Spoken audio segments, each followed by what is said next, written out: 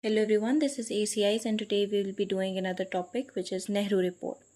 So basically Nehru Report came in 1928 and Congress had a session called Madras session due to the reason that Viceroy said that they would make their own report, which is Simon Report, and if any of the Indians have anything against it can make their own report. So in Madras session, two things were decided. First being that they would not cooperate with Simon Commission at any point in the future, and secondly they decided that they would create an all-party conference which would make the Nehru Report blueprint.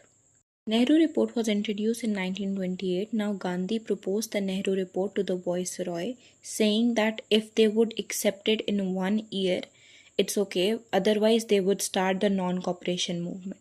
So basically, they were imposing it to the Viceroy. Now Nehru reported 6 things in it. First being dominion status, just like Canada. What I mean by that is Canada have this figurehead that is the king right now, but it rules itself. It have prime minister in it, it have its own government and all. However, they have this symbolic and traditional connection with the king. India wanted something like that. Secondly, India wanted one united country. What I mean by that, they didn't wanted discrimination between the religion or division between the different sectors in the whole country. Thirdly, they wanted bicameral legislation. What I mean by that, they wanted a lawmaking body having 2 houses, upper house and a lower house. Fourthly, they wanted no separate electorates, which was a downhill to the Muslims. Fifthly, they wanted equal rights for all citizens. Now again, if every one minority, majority have equal right, that just means that they would have the majority win every single time. Now Gandhi also recommended for the protection of civil liberties, which is basically the citizen rights, freedom of speech, freedom of religion and all that stuff. Now Nehru report was rejected by the Muslims. Why is that so? Because of the Muslims' concern.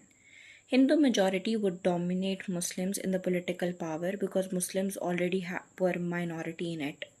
Secondly, they demanded for a greater autonomy, which meant that provinces like Punjab or Bengal would get more power or control over their own laws, education, police, and resources. Due to this reason, the Muslims in that province would get dominated by them, most probably. Thirdly, the separate electorate suggestion was declined because they wanted joint electorates. In simple words, Muslims would get ignored in these rules.